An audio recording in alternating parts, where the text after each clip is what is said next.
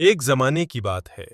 एक बादशाह ने अपने पूरे मुल्क में मुनादी करवा दी कि जो कोई भी सबसे अच्छी और दानिश भरी बात करेगा, उसे 400 सोने के दिनार इनाम में दिए जाएंगे। लोगों में चर्चा हो गया। हर कोई इनाम जीतने के लिए अक्लमंदी की बातें सोचने लगा।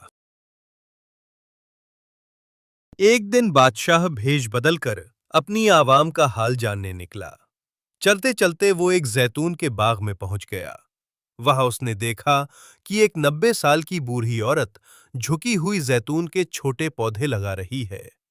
धूप तेज थी और उसके हाथ कांप रहे थे। बादशाह को हैरत हुई। वो उसके पास गया और नरमी से पूछा, अम्मा, तुम्हारी उम्र तो 90 साल हो चुकी है। ये जैतून का दरख्त तो 20 साल बाद फल देगा। तुम चंद सालों की मेहमान हो, फिर इतनी मेहनत का क्या फायदा? बूढ़ी औरत ने अपना काम रोका, मुस्कुराई और बड़े प्यार से जवाब दिया, बेटा, हमने जो फल खाए हैं वो हमारे बड़ों ने लगाए थे। उन्होंने हमारा सोचा। अब हम ये पौधे लगा रहे हैं ताकि हमारी आने वाली नस्लें खाएं। हम सिर्फ अपने लिए नहीं जीते। बादशाह इस औरत की सोच और दानिश से बहुत मुतासिर हुआ। उसने फौरन अपने वजीर को इशारा किया और हुक्म दिया, इस अम्मा को 400 दिनार दे दो। वजीर ने सोने के सिक्कों की थैली लाकर बूढ़ी औरत को दे दी।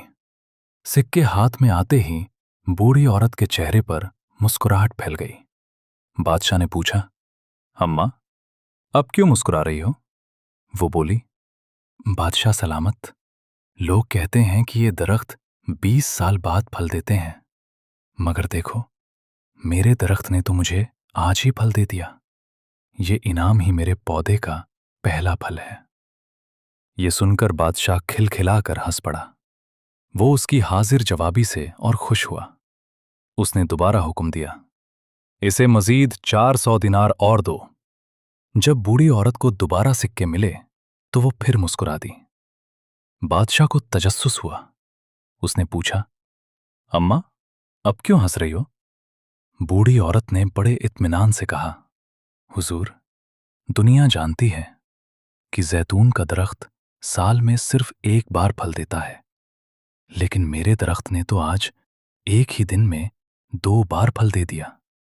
क्या ये कम हैरत की बात? क्या ये कम हैरत की बात है? अब तो बादशाह के पास बोलने को कुछ ना बचा। वो उसकी अक्ल और दानिश का कायल हो गया। उसने तीसरी बार भी 400 दिनार देने का हुक्म दिया और फिर जल्दी से अपने घोड़े की तरफ बढ़ गया। रास्ते में वजीर ने हैरान होकर पूछा, हुजूर, आप इतनी जल्दी क्यों चले आए? बादशाह ने मुस्कुराकर जवाब दिया, वजीर, अगर मैं वहां मजीद रुका रहता तो मेरा सारा खजाना खत्म हो जाता, मगर इस बूढ़ी अम्मा की हिकमत भरी बातें खत्म ना होते।